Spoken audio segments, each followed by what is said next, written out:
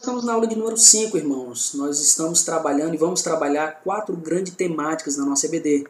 Falar sobre o ser, sobre o viver, sobre o conviver e sobre o frutificar. Nesse primeiro semestre de 2020, nós vamos trabalhar sobre o ser discípulo. É o grande temática que nós estamos trabalhando.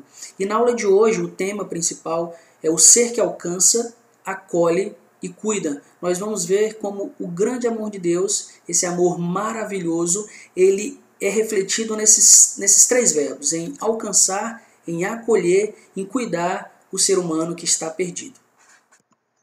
Então você pode selecionar na sua Bíblia nesses 3 verbos, alcançar, o Deus que alcança, ou seja, chegar junto, estar ao lado de alguém. Você lembra de alguma narrativa da Bíblia, de um personagem da Bíblia, de alguma situação que Deus vai buscar alcançar uma pessoa?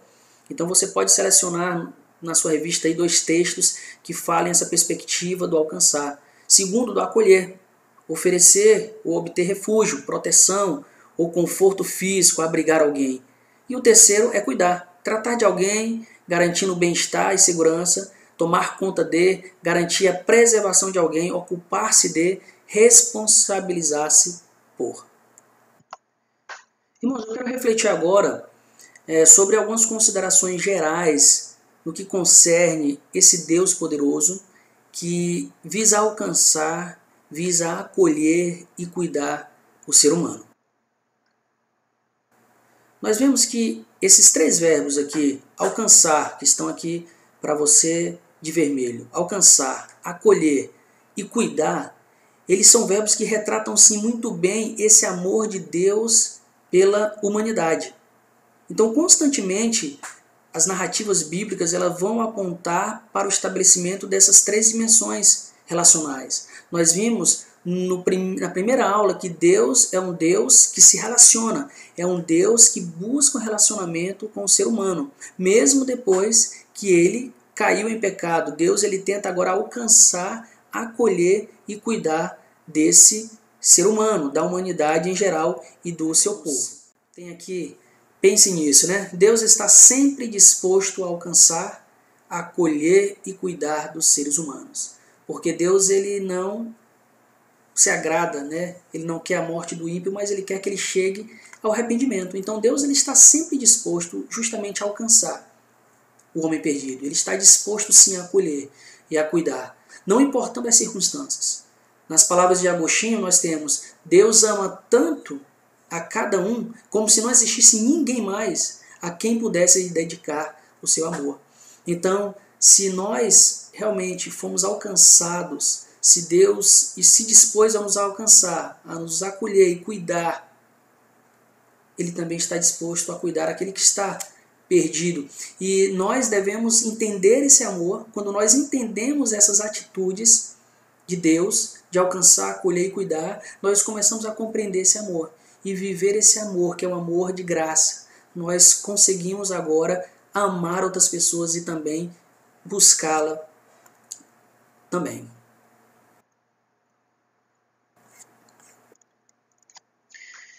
No nosso momento de compartilhar, irmãos, então aqui tem uma pergunta falando: você entende que a relação de amor pode de fato ser compreendida nas atitudes de alcançar e cuidar? A ordem na qual essas atitudes estão dispostas pode ser levada a sério na prática. A gente tem comentado que mais do que terminar uma aula de EBD e ter somente aquilo na mente, né, na nossa mente, como algo intelectual, não vai fazer muita diferença. Isso tem que impactar os nossos corações. Como nós podemos fazer isso na prática? Quando você, como discípulo de Cristo, se dispõe a amar alguém que está sem esperança, imerso em caos e dor, o que você costuma fazer? Que atitudes você tem tomado de forma a alcançar, acolher e cuidar? Conversem sobre isso, né? Você pode conversar aí consigo mesmo. Como você tem feito isso? Quando você está diante de uma pessoa, quando você está conversando com alguém no seu dia a dia, no seu trabalho, que não conhece a Cristo, que atitudes você tem tomado de forma a tentar alcançar alguém, acolher essa pessoa e cuidar dela?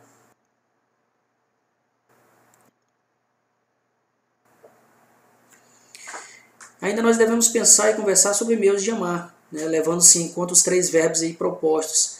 Então, ele dá um exemplo, né, um colega de profissão, seu supervisor, chefe, ou indigente que pede esmola na sarjeta. Muitas vezes a gente passa de largo, né, irmãos? E dizemos que nós cremos que Deus nos ama. Mas muitas vezes nós não cremos, às vezes, que Deus ama aquela pessoa que está perdida. Mas assim como Deus ele te alcançou, te acolheu, Ele quer fazer isso também com o próximo. E nós somos agora instrumentos de Deus para alcançar essas pessoas. Dos textos trabalhados nesse encontro, por qual deles você foi mais profundamente ministrado? Né? Eu fui ministrado mais aqui na questão realmente de Jonas. Muitas vezes nós olhamos para alguém no trabalho e tem uma pessoa que você fala, olha, essa pessoa aqui talvez seja a última a se converter, porque é uma pessoa tão mal, uma pessoa tão que fala mal dos cristãos, fala mal de Deus, mas essa pessoa ela também precisa da graça tanto quanto você. Ela pode ser alcançada pela graça tanto quanto você foi alcançado. Então, desse texto de Jonas, é que Deus alcança aquele povo lá de Nínive e isso me impactou bastante. E o nosso momento de viver, né? Aí até a nossa próxima EBD, até o nosso próximo encontro, ele vai falar aqui, ó, separe um tempo durante a semana e ore pedindo que o Espírito indique alguém do seu convívio que precisa ser resgatado pela graça de Cristo. Irmãos, ore pedindo para que o Espírito Santo abra oportunidades para você pregar e falar do Evangelho. Mas ore também pedindo para que ele abra os seus olhos para que você veja essa oportunidade. Então, mais do que ficar com essa aula na nossa mente, nós devemos pôr em prática. Então, você deve orar pedindo para que essa semana, onde você estiver, né, o nosso contato social está reduzido, mas onde você estiver, você possa pedir ao Espírito Santo que ele indique, que ele mostre alguém que precise ser resgatado pela graça de Deus. Tente, né, aquietar a sua alma e não tenha pressa em ouvi-lo. Tente não ser imediatista em querer decidir rapidamente quem é a pessoa. Porque muitas vezes, irmãos, nós vamos tentar ir para aquela pessoa que você considera uma pessoa mais fácil, né, de vir para Cristo, uma pessoa que talvez vá corresponder ao Evangelho. Mas às vezes Deus quer trazer aquela pessoa que você menos espera. Então, após receber a orientação de Deus, responda sinceramente, você está disposto a amar essa pessoa por meio do alcance, acolhimento e cuidado? Inicie ainda nesta semana uma aproximação. Então, irmãos, nós finalizamos aqui a nossa aula. Com certeza, eu creio que nós atingimos nosso objetivo, né? Falar sobre esse Deus que alcança, acolhe, cuida e entendermos esse amor de Deus que foi assim para conosco, para que nós possamos refletir. Nós estudamos que Deus, ele é um Deus relacional.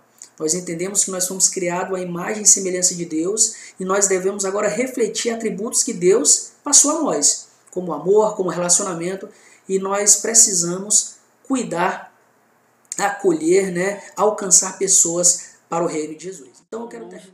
Entrando na nossa lição propriamente dita, vamos tentar nos lembrar então quais relações nós vemos então no Antigo Testamento, quais são os modelos de discipulado que nós temos no Antigo Testamento, e você vai ver que esse conceito ele é muito próximo do conceito de serviço, de um mestre e um aprendiz e alguém que é superior ensinando aquele que é inferior. É assim que era tratado no Antigo Testamento. Mas nós também veremos o discipulado no judaísmo, como ele funcionava, um pouquinho de como foi então no helenismo, né, naquele período de ocupação grega. E por último eu vou falar um pouquinho de contexto atual, isso não está nem na nossa apostila, mas a gente vai estar falando um pouquinho, tá bom? Apresentada essa reflexão. O cristianismo não é um evento isolado do mundo. Ele surgiu num tempo determinado, num contexto geopolítico singular e em condições históricas propícias, que serviram como pano de fundo para a afirmação da sua influência. Então é óbvio que Deus ele não faz nada por acaso, né? A famosa cristocidência, não existem acasos para Deus. Ele domina todas as ações, ele domina o curso da história. Então, o cristianismo precisava acontecer naquele momento. Por quê? Porque havia uma língua comum a todo o império, havia uma língua que permitiria então essa propagação rápida das palavras, dos ensinamentos de Jesus Cristo. né? Quando a gente para pensar, por exemplo, então, lá atrás na Torre de Babel, quando as línguas então foram confundidas, agora não, agora nós tínhamos então um momento propício, nós tínhamos uma língua que era falada, como nós temos o inglês hoje, não era uma língua que permitia então transmitir a todos os povos conhecidos da época, as nações conhecidas da época, aquilo então que Deus tinha feito, realizado por meio de Cristo, que as profecias haviam sido cumpridas, que a nação de Israel tinha então o seu libertador, se não aquele homem que viria para libertar naquele momento então de forma bélica, mas o seu o libertador da alma, do espírito, da mente, e que esse evangelho então ele teria acesso, ele estaria disponível para todos os povos, não é mesmo? E o contexto atual, né? Como é que a gente se relaciona com isso? Porque se a gente pensar em diferentes contextos, a gente consegue pensar nisso, né? E o nosso contexto atual? Olha essa charge aqui interessante que eu vi por esses dias. Com o Covid-19 eu fechei suas igrejas. E Deus respondendo, né? Ao contrário, eu abri uma em cada casa. E então o nosso contexto, ele não é um contexto de terra arrasada, muito pelo contrário, né? As pessoas tentam vender esse engano. Não, então somos terra arrasada agora? Não, certamente que não. Esse é o contexto onde o evangelho precisa florescer de alguma maneira, não é mesmo? O nosso pastor, há pouco tempo atrás, ele brincou dizendo que o combustível então do cristão é a perseguição. E de certa forma, sim. O evangelho de Cristo, quando ele é disseminado de certa forma mais veementemente, mais fortemente, devido às perseguições, o sofrimento, né? Mas e o nosso contexto, né? Nós precisamos pensar nisso. Como nós vimos ali na charge, né? Até vou colocar de novo aqui. Ao contrário, eu abri uma em cada casa. Será que a nossa casa então tem funcionado como igreja? Essa é a pergunta que nós precisamos nos fazer, não é mesmo? A gente, quando a gente acabou de ver aqui, quando a gente estuda o Antigo Testamento, nós vemos então que havia uma relação ali de mestre e discípulo, que era preciso caminhar junto, que era preciso seguir os passos, que era preciso aprender com o seu mestre. E que oportunidade melhor então dos nossos familiares, eles teriam de estar tão próximos de nós, né? Dos nossos filhos estarem tão próximos de nós, de não só nos acompanhar na nossa vida individual, mas na nossa vida espiritual agora. Será que nós temos então aproveitado este momento para transmitir? Nós somos os mestres na vida deles, né? Eu já falei lá atrás então que um fracasso na vida familiar certamente frustraria o seu ministério de vida. Você poderia ganhar diversas pessoas para Cristo, mas um fracasso de um filho, um fracasso de uma esposa, de um marido, certamente isso te frustraria de certa forma. Então esse é o momento de nós termos o nosso discipulado familiar. Você é mestre na vida do seu esposo, da sua esposa, dos seus filhos. Esse é o momento de você caminhar com eles, de mostrar para eles, através do seu testemunho de vida, através das suas ações, que existe um Deus e que Ele se importa com essas pessoas. É a maneira mais importante, não tem nada mais importante que você possa fazer agora do que isso, do que demonstrar para essas pessoas o Deus que você serve, não é mesmo? Mostrar que os planos do inimigo eles já foram frustrados.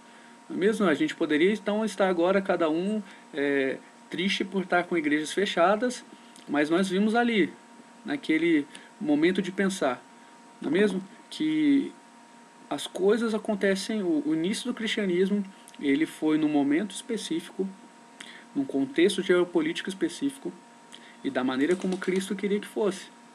Assim como o coronavírus, assim como essa pandemia, ele foi num momento bem específico, no momento onde todos nós temos acesso à internet, podemos buscar conhecimento, temos vídeos, canais no YouTube, temos grandes pensadores, então nós precisamos nos alimentar.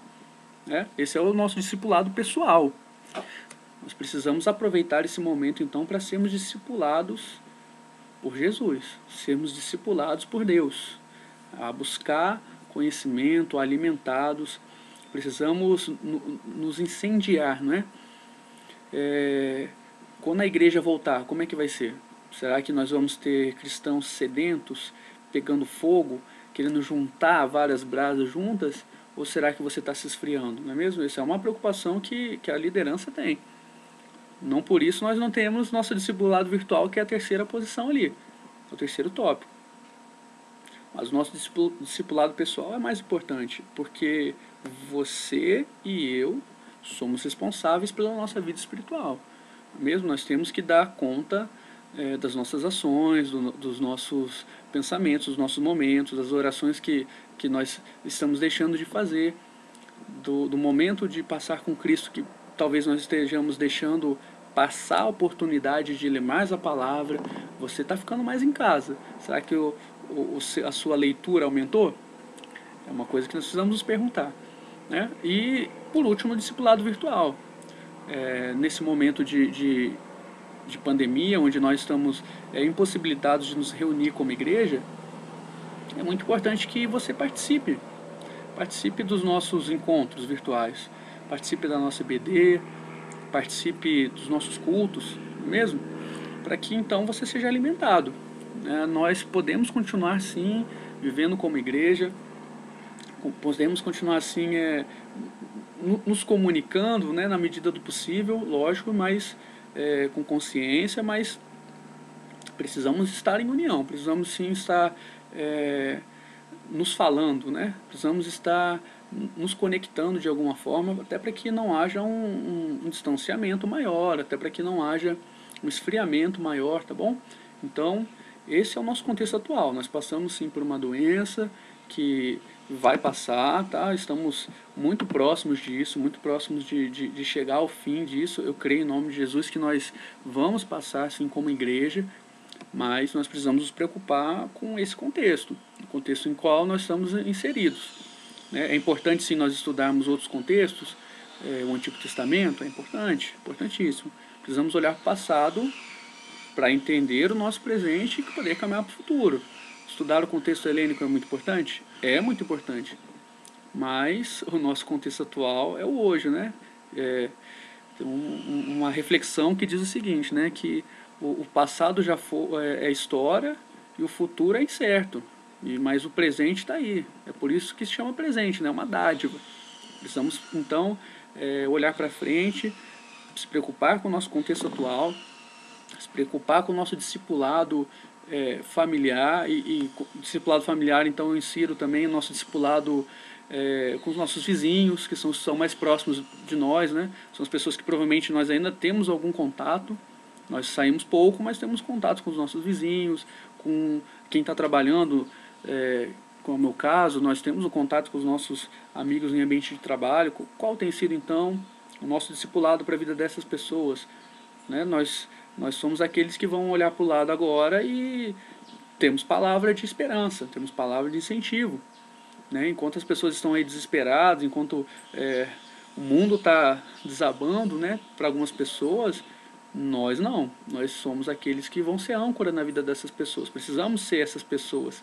E por isso é tão importante esse discipulado pessoal nosso com Deus e esse discipulado até virtual. Nós continuarmos buscando informação, continuarmos buscando conhecimento da palavra, enchimento espiritual, para que então nós possamos fazer a diferença, fazer discípulos, cumprir com aquilo que Deus espera de nós. Amém? Senhor. Então nós vamos continuar as nossas lições, estamos aí estudando a nossa revista aí, Ser Discípulo, e o tema para a nossa lição de hoje vai ser o ser discípulo em Cristo Jesus. Qual o diferencial do discipulado de Cristo? Na aula passada nós falamos sobre o ser discípulo em diferentes contextos, mas então qual é o diferencial do ser discípulo em Cristo Jesus? Isso nós vamos aprender na nossa aula de hoje. Então, com relação ao discipulado de Jesus, quem eram realmente esses discípulos? Então, eram os que obedeciam ao chamado de Jesus para segui-lo. Obedeciam ao chamado do Mestre, um chamado radical, e obedeciam de forma radical. Agora, e essas multidões? eram aquelas a quem Jesus continuava a fazer um chamado. A gente vê que Jesus constantemente estava ali com essas multidões e em várias vezes Jesus ele teve compaixão dessas pessoas, ele teve compaixão dessa multidão. Então a gente pode, por fim ali, ver que da multidão surgiram tanto discípulos quanto adversários de Jesus. Da multidão, da mesma multidão, saíam pessoas que eram discípulos, que seguiam, que serviam, mas ao mesmo tempo daquela multidão saíram adversários de Jesus. Agora nós vamos refletir um pouco o discipulado de Cristo comparado com essas outras propostas discipulares, né? Da aula passada nós vimos o ser discípulo em vários contextos, mas qual que é a diferença do discipulado de Cristo com relação a essas outras propostas? Então, nessa comparação, a pessoa que era chamada compreendia que para ela só havia uma possibilidade de uma fé salvífica ou de uma fé verdadeira em Jesus. A saber, era o quê? Abandonar tudo e ir com o Filho de Deus. Era ser chamado, largar o seu ofício ali. Muitos largaram família, mas família também os largaram, mas para seguir a Jesus Cristo. Então é inegável a ousadia e profundidade dessa proposta de Cristo, ao exigir que seus discípulos morressem para si mesmos, nascessem novamente e se tornassem novas criaturas vinculadas a Ele. Então, agora nós passamos a refletir em algumas situações que Jesus nos dá de exemplo como um grande mestre. Aqui você pode ver Jesus Cristo, mestre, mediador, filho de Deus, o próprio Deus. Olha que quanta coisa, né? Cristo, né? Mas em azul está marcado aí, ele torna-se servo, mesmo sendo realmente Deus, filho de Deus, Jesus Cristo, mestre, mediador, ele torna-se servo e lava os pés dos discípulos. Quando a gente vai ali. Então aqui a gente vê que no discipulado concebido no Antigo Testamento, as atividades dos mestres e dos discípulos eram bem delimitadas. Então, sendo o discípulo um servo e executando atividades destinadas apenas a servos. Então, Cristo rompe completamente com esse paradigma discipular aí do primeiro século, dos grandes mestres, filósofos, religiosos. Então, Cristo ele dá o exemplo para os seus discípulos. O segundo aspecto aqui é Jesus Cristo, sendo o ideal de homem, o Deus encarnado, ele aproxima-se das mulheres em amor e respeito. Nós vamos ver. Então, um grande mestre com discípulas era um fato absolutamente incomum na Palestina ali do primeiro século. Como se pode concluir na reação dos próprios discípulos, quando eles encontram Jesus dialogando, conversando com aquela mulher, e vai dizer que eles ficaram, vamos dizer assim, espantados, chocados, porque os judeus não conversavam com os samaritanos, não se davam com os samaritanos, e agora Jesus ele está conversando com um samaritano e uma mulher. Então não era ali algo comum, normal de acontecer. Então os evangelhos, nós podemos até notar que eles conferem uma proeminência a várias mulheres que eram discípulas de Jesus. Quando nós vamos até Atos, no capítulo 9, versículo 36, a gente vê que Lucas ele confere com naturalidade a forma ali feminina de discípula, quando ele está falando de Tabita, se eu não me engano, indicando que as mulheres que criam eram chamadas dessa forma. Então, isso era incomum para a época ali, porque os mestres gregos, por exemplo, jamais admitiriam mulheres como discípulas, pois elas eram consideradas ali por esses mestres gregos seres inferiores, fracos, cuja função se reduzia à procriação e à vida, uma vida doméstica reclusa. Mas outro ponto aqui, irmãos, interessante, que Jesus Cristo, o Senhor absoluto, Filho de Deus, ele refere aos seus seguidores não como escravos ou servos, mas como amigos. Então, quando nós olhamos aqui, né, um reino de amigos, João capítulo 15 vai dizer, vocês serão meus amigos. Jesus, próprio Jesus falando, se fizerem o que eu lhes ordeno. Já não os chamo servos, porque o servo não sabe o que o seu senhor faz. Em vez disso, eu os tenho chamado amigos, porque tudo o que ouvi de meu Pai, eu lhes tornei família, né? Então, Jesus, Mateus capítulo 12, aí, do 47 ao 50, Jesus vai falar. Jesus ainda se refere aos seus seguidores como irmãos e mães, ou seja, aproxima-os tanto a ponto de referenciá-los como participantes de sua própria família. Olha aqui o que se encontra em João 14, né, 23. Em suas falas, Jesus também promete uma intensa intimidade entre ele e os seus seguidores, apontando para uma unidade entre mestre e discípulos. Diz assim, se alguém me ama, guardará as minhas palavras, né? Guardará a minha palavra. Meu Pai o amará, nós viremos a ele e faremos nele morada. Então, e outro ponto aqui que a gente pode também refletir é que Jesus Cristo ele é o único mestre que promete e providencia poder e forças sobrenaturais a todos aqueles que se comprometem em segui-lo. Irmãos, e realmente diz, eu estou convosco, né? Então o Espírito Santo é o selo e a garantia de que nós realmente somos filhos de Deus e também a fonte de poder de todos os discípulos de Cristo que vieram após ele. Então, irmãos, a nossa fonte de poder, vamos dizer assim, a nossa força está justamente naquele que habita em nós, no Espírito Santo.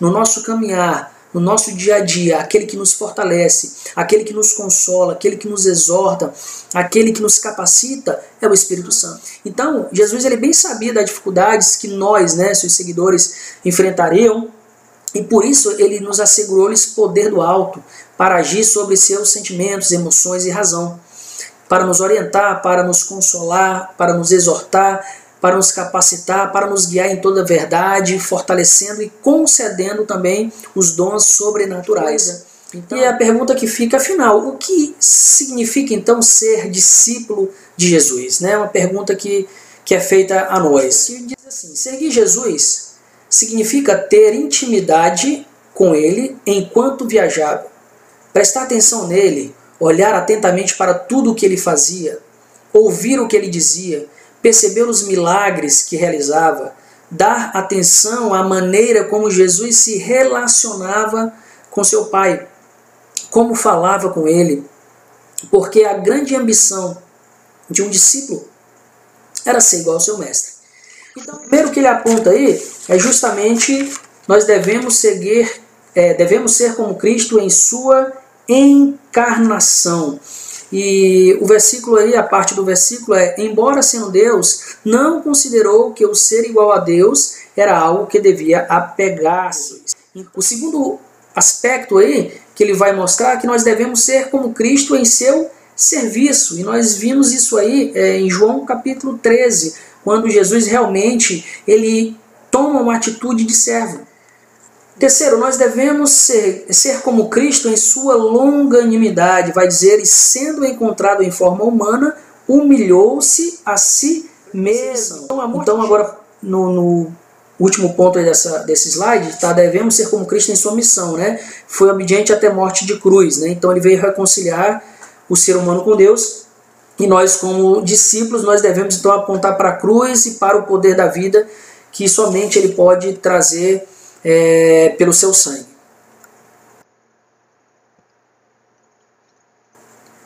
Por último, nós temos aí que nós devemos ser como Cristo em seu amor. Seja a atitude de vocês a mesma de Cristo Jesus. Então, a atitude de Jesus Cristo foi motivada, né, sua atitude, a sua jornada, por amor. A jornada de expiação foi realmente por amor.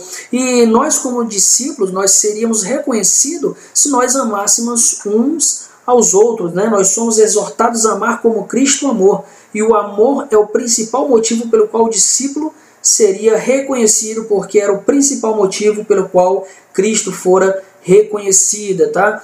Reconhecido. João 13:35 vai dizer justamente: com isso todos saberão que vocês são meus discípulos, se vocês se amarem uns aos outros. Amém? Então, irmãos, estamos então aí finalizando, E você deveria, né? Nós deveríamos pensar nisso aqui. O propósito supremo do discipulado é o discípulo se tornar semelhante ao seu mestre, não havendo percepção saudável de própria identidade fora da relação com Jesus Cristo. Então, irmãos, para sermos discípulos, temos que ser chamado por Cristo, aquele que é o mediador. Não existe discipulado fora de Cristo Jesus. E nós devemos estar próximo ao nosso mestre, né? Nos identificarmos com ele na sua morte e estarmos dia a dia aprendendo e tendo o nosso caráter sendo moldado e sendo transformado por ele. Um momento aqui de compartilhar. E ele vai aqui dizer que nós devemos resgatar, né? Resgate as dimensões que nós acabamos de ver, aquelas 5 dimensões, resgate as dimensões do discipulado que devemos exercer em nossa decisão de seguir Cristo. De que forma prática você pode reproduzir o modelo de Cristo na sua vida através da, primeiro, a encarnação, lembrando, um discipulado aqui, né? Encarnação exige então que nós, discípulos, entremos, vamos dizer, no mundo de outra pessoa para apontar esperança, mostrando Cristo Jesus. Então, essa primeira dimensão aí do discipulado, né? Encarnação. Segundo, serviço, né? Entender que se Cristo ele se fez servo, nenhum serviço ou tarefa é por demais humilhante para nós ou simples. A longanimidade, estarmos realmente dispostos a sofrer perseguições no discipulado de Cristo. Segundo, a missão é apontarmos realmente para a missão de Cristo, aquele que veio reconciliar o homem com Deus, o homem que está perdido. Então Cristo veio com essa missão de morrer na cruz, de realmente cumprir a justiça de Deus e pagar pelos nossos pecados. E por último, a dimensão do amor. Nós vamos demonstrar realmente que somos verdadeiros discípulos se amarmos uns aos outros, se amarmos aqueles que são criaturas de Deus, que precisa do amor, da graça e da misericórdia de Deus. Então aí, né, até o nosso próximo encontro, se assim quiser Deus e permitir, nós possamos viver, né, refletir e orar sobre essas dimensões discipulares de Cristo que foram propostas nessa aula. Então, escolha uma atitude aí correspondente para cada uma delas, o que você pode fazer, né, durante essa semana, essa dimensão da encarnação, de estar presente aí no mundo, na vida de uma pessoa, servindo, sendo longânimo em meio às perseguições, a dificuldade que nós estamos aí sofrendo, apontando alguém à missão de Jesus Cristo e agindo com amor em todo o tempo de um para com os outros. Amém, irmãos? Na aula número 8, tá? O ser de Cristo, a destruição gerada pelo pecado. E eu quero convidar você para que a gente possa hoje fazer uma aula diferente. Fazermos uma viagem imaginária e a gente conseguir compreender um pouquinho mais de Cristo e um pouquinho mais do pecado. Porque se nós não entendemos o pecado, não conseguimos entender a Cristo. Se nós não entendemos a Cristo, não conseguimos entender a profundidade do pecado em nossas vidas. E isso pode interferir direto na nossa salvação. Sabia disso? Pois é isso que nós vamos ver hoje. Então quero convidar você a abrir a apostila comigo aí na página de número 44, na aula 8, o ser de Cristo. É possível Deus amar o mundo inteiro de um modo sacrificial? E eu quero trabalhar com você o motivo de Jesus ter vindo. Existe algo chamado pecado. Não sei. E o pecado ele tem várias conotações.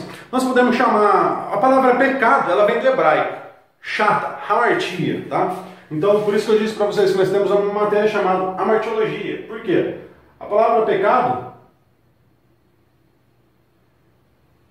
ela vem da origem, hamartia.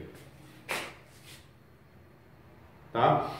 Temos vários vários outros exemplos de pecado na Bíblia: prevaricação, iniquidade, mal com U, né, substantivo, impiedade. Temos várias outras palavras que a Bíblia coloca, mas com o mesmo sentido de pecado. O que significa isso aqui? O que é pecado? O que é hamartia? Existe uma palavra perfeita para explicar o pecado e explicar as suas consequências. É uma palavra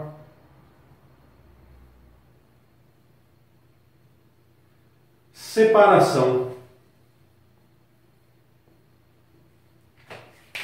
Separação. E aí nós temos 3 tipos de separação. Quando nós falamos de separação, nós vamos associar isso à morte. Aí nós temos 3 tipos de separação: separação física, separação espiritual e a última separação, que é a separação eterna. Vou colocar assim. Então o pecado, ele conota morte. Tá?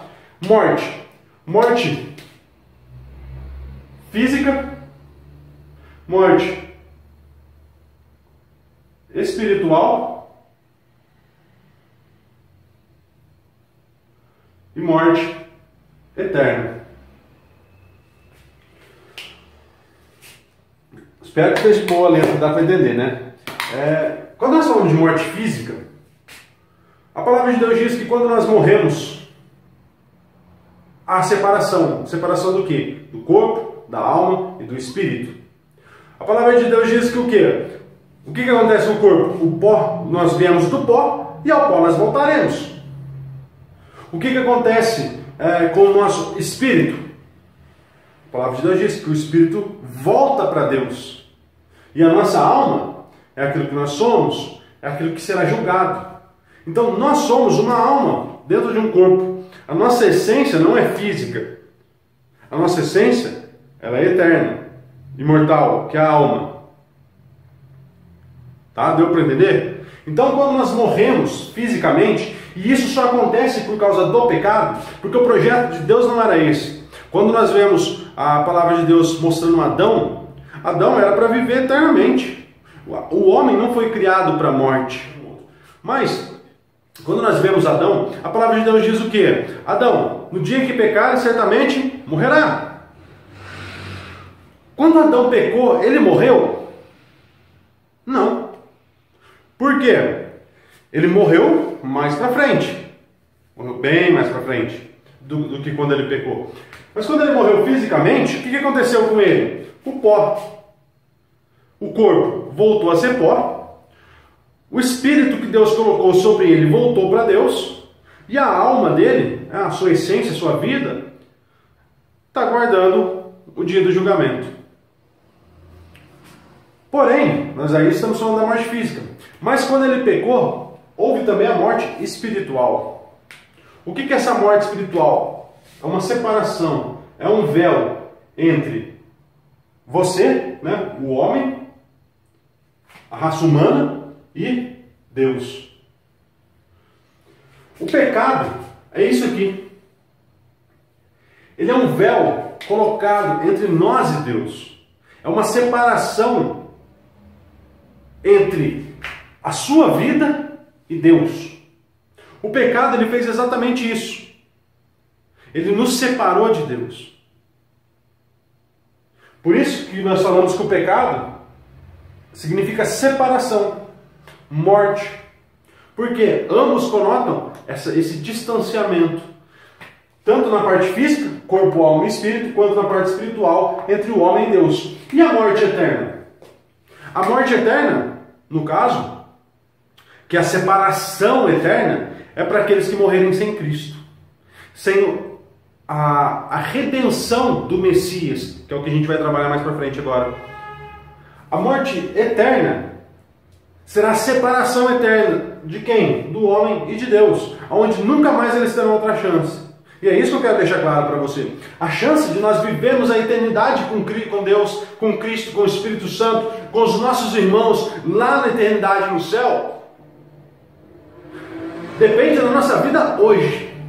Porque a chance de nós crermos no Messias, no Cristo, em Jesus, nós precisamos estar vivos. Então pode ser que amanhã aconteça algo com você. Espero que não, mas somente Deus sabe o dia que eu vou morrer, o dia que você vai morrer, o dia que todos nós iremos morrer. E a palavra de Deus diz que o homem está destinado à morte apenas uma vez, vindo depois disso o juízo. Então assim, para que nós sejamos salvos, nós precisamos crer em Cristo aqui em vida. E aí eu pergunto, porque eu tenho cansado de ver gente dentro da igreja que ainda não conseguiu crer em Cristo. Há uma separação, porque esse véu, essa separação, não era o propósito de Deus. Deus nunca desejou o pecado, como dizem algumas denominações. Como dizem alguns pensadores, alguns pensamentos, Deus nunca desejou o pecado. O pecado não era um propósito de Deus. Mas aí você pode perguntar, mas por que Deus então colocou uma árvore no jardim do Éden?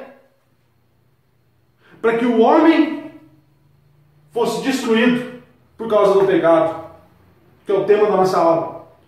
Bom, em primeiro lugar, deixa eu te falar uma coisa. Deus ele colocou a árvore lá, e tanto faz se era uma árvore, se era uma caneta, se era uma apostila, se era um livro. Deus apenas deu uma ordem: nisso aqui você não toca. Para que o homem fosse obediente. O pecado nada mais é do que a desobediência daquilo que Deus ordena, daquilo que Deus espera de nós. Quando Deus fala não toque na árvore, era só um pedido de obediência que ele tinha. Deus nunca quis que Adão e Eva fossem lá comer do fruto, mas ele colocou um limite. Por quê? Porque, querido, se nós fôssemos obrigados a adorar a Deus, se nós fôssemos obrigados a pecar contra Ele, qualquer coisa assim, não existiria liberdade. E somente a liberdade é capaz de mostrar o amor que você tem por Deus. Porque uma frase que eu gosto muito, e eu sempre falo isso nos seminários de soteriologia, né, quando participo dos debates, que é o quê? O amor só é verdadeiro se ele for livre e houver a possibilidade de não amar. Ou seja, você só sabe que você é obediente se você puder não obedecer. A mesma coisa com Adão. Adão só podia mostrar para Deus que era obediente se Deus colocasse uma condição para que ele pudesse desobedecer. A mesma coisa na minha vida e na sua hoje. Como que você sabe, que você expressa que você ama a Deus? Porque você podia estar fazendo qualquer outra coisa hoje na sua casa. Porque na terça-feira, na hora do culto, você podia estar fazendo qualquer outra coisa durante essa quarentena. Porque no domingo à noite, você podia estar fazendo qualquer outra coisa. Mas você escolhe se arrumar, se preparar. Os homens vão lá, fazem a barba, as mulheres vão lá, arrumam seus cabelos, escolhem sua melhor roupa, põem seu melhor perfume. Por quê? Porque é o que gosta, é o que sente prazer na sua vida. E o fato de você poder não vir à igreja, o fato de você poder não assistir a um vídeo, o fato de você poder não vir a uma aula, e mesmo assim você vem, mostra que você faz isso porque você quer, porque você o ama, porque você ama a Deus, porque você tem interesse a Deus. Eu já vi várias pessoas que durante essa quarentena não tiraram um minuto para Deus. Sempre deram uma desculpa de... Sempre deram uma desculpa de eu não tenho tempo, eu não consigo, eu tenho muita coisa para fazer, mas ficou aí agora já em 60 dias em casa praticamente. Mas não conseguiu assistir um vídeo da Ibapa. Não conseguiu. No propósito, nós repreendemos aquilo que o pecado fez, a destruição gerada pelo pecado e o poder que Cristo tem de restaurar tudo aquilo que foi destruído. Porque é isso que Cristo fez. Ele restaurou aquilo que foi destruído pela nossa desobediência. O pecado trouxe essa separação, trouxe essa divisão. Ele afastou o homem de Deus. Foi isso que o pecado fez. Ele nos separou de Deus. Ele colocou ali uma barreira, um véu, entre aquilo que é perfeito e aquilo que é pecador, entre aquilo que é puro e aquilo que é impuro. Mas isso pegou Deus de calça curta? Isso pegou Deus desprevenido? Será que isso pegou Deus assim, de sopetão? Não. A palavra de Deus já diz para nós que Jesus Cristo é o Cordeiro morto desde a fundação do mundo, desde antes da fundação do mundo. Então, Deus já sabia. Deus ele tem um conhecimento perfeito, o pleno conhecimento de todos os atos livres dos homens. Nós chamamos isso de presciência, um pré-conhecimento sobre tudo aquilo. Porque Deus ele não está preso ao tempo. Deus ele conhece o passado, o presente e o futuro. Deus ele conhece todas as coisas antes de acontecerem. Deus ele conhece o fim desde o começo. Nós chamamos isso de presciência, pré-conhecimento. Conhecimento antecipado de todas as ações, mesmo livres, de todos os homens, ao mesmo tempo, ao mesmo instante. Esse é um dos atributos de Deus. E exatamente por causa do pecado, Deus já tinha prometido quem? Deus tinha prometido o Messias. Lembra do Messias em hebraico? Ou o Cristo em grego. Por quê? Para que obtesse redenção. Redenção nada mais é, tem o sentido de compra. A gente não vai entrar nesse aspecto da redenção judaica, né? Mas a redenção nada mais é do que uma compra. E é lindo a gente ver o que a palavra de Deus diz lá em Apocalipse, porque compraste para Deus gente de todo povo, língua, nação. Jesus comprou a minha vida e a sua. Através do quê? Do seu sangue. Do sangue derramado naquela cruz. Para quê? Para arrancar essa separação entre Deus e os homens. Mas como que isso é possível? Como que Jesus é capaz? Se você, Denise, acabou de mostrar para nós que a morte só acontece por causa do quê? Do pecado. Como então Jesus Cristo pôde morrer se a Bíblia diz que ele não tinha pecado algum? Como que é possível Jesus Cristo ter morrido se ele não era pecador? E é interessante a gente lembrar de Isaías que diz que Jesus Cristo levou sobre si as nossas dores, os nossos pecados, tudo aquilo que é mal, Jesus Cristo levou sobre ele naquela cruz. Mas vamos entender isso.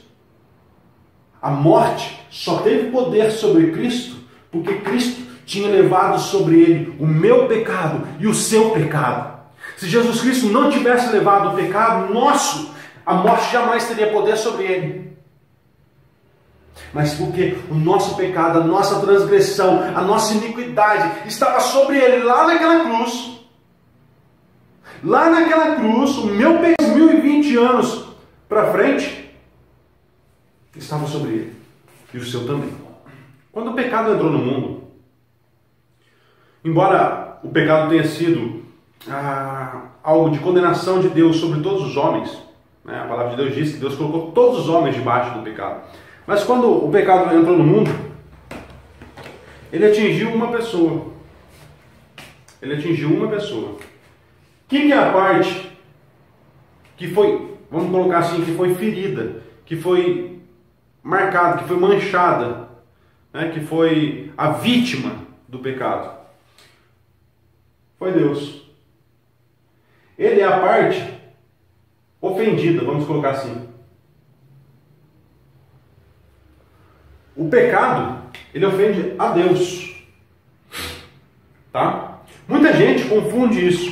Quando nós estudamos o sacrifício de Cristo, quando nós vemos para quem Cristo pagou a sua dívida, infelizmente, muitos pastores, muitos pregadores, por não conhecer a doutrina cristã de verdade, eles erram a afirmar que esse preço foi pago para o diabo, porque o diabo ele tinha, vamos falar assim, direitos sobre nós, né? Como se o diabo tivesse direitos sobre a minha vida e sobre a sua vida. Só que não, queridos. Quando a gente vê que o diabo ele tenta destruir as nossas vidas, na verdade, o diabo não está procurando pessoas para ele castigar. O diabo está buscando pessoas para sofrer junto com ele. Porque o diabo não é o rei do inferno. Porque o diabo não é o líder do mal. O diabo está condenado, assim como todos aqueles que não creem em Cristo. Então o diabo ele faz de tudo para que nós passemos a eternidade com ele lá embaixo, no inferno. Não para ele ser o nosso líder, não, mas é para que nós soframos junto com ele. Tá? Então nunca confunda isso. Não ache que o diabo é o rei do inferno, porque ele não é. O diabo ele vai para o inferno para sofrer, para haver essa separação completa, eterna. Vamos fazer uma analogia aqui, tá?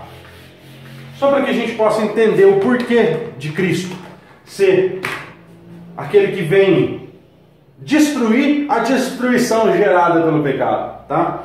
Quando nós falamos de ofensa, vamos aqui fazer uma analogia entre o servo e o Senhor. Vamos voltar um pouquinho no tempo. Vamos imaginar, faz uma viagem comigo aí. Imagina que a gente está lá na antiguidade, tá? Lá onde na forma de sociedade antiga, onde as pessoas eram escravos, onde as pessoas eram viviam de uma outra forma diferente do que nós vivemos hoje. Aí você imagina um escravo e o seu senhor. Se esse servo, se esse escravo, ele ofende o seu senhor, como que ele vai pagar essa ofensa para o seu senhor? Agora, vamos inverter isso aqui. E se o senhor ofende o servo, como que o senhor vai pagar para o servo?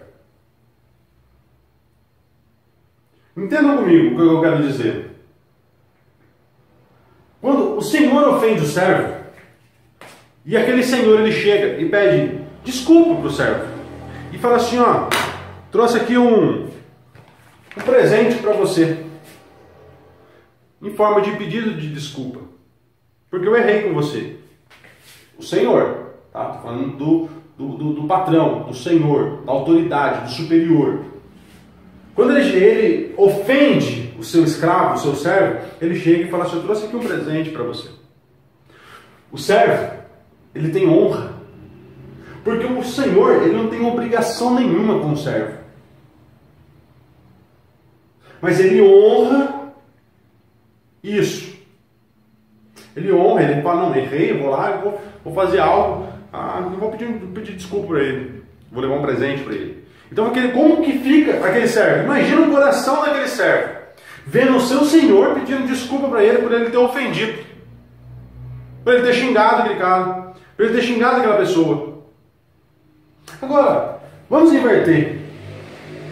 Quando o servo ofende o seu senhor, como que ele vai e pede desculpa?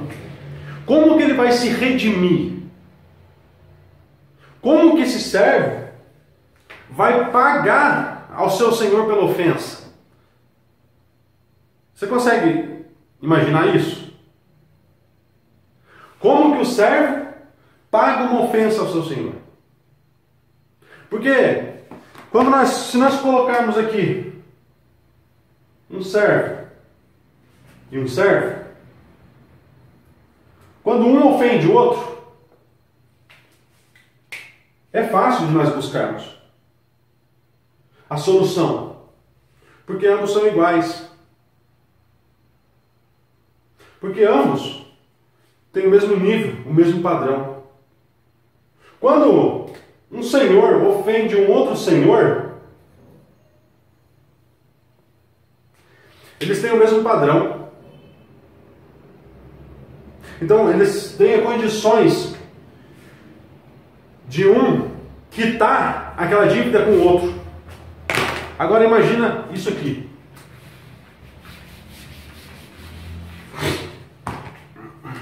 E quando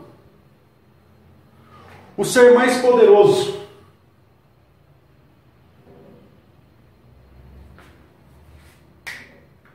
que existe, o ser mais perfeito, a maior autoridade, a maior perfeição, a maior pureza, a maior criatura que existe no universo e fora do universo, quando isso aqui é ofendido,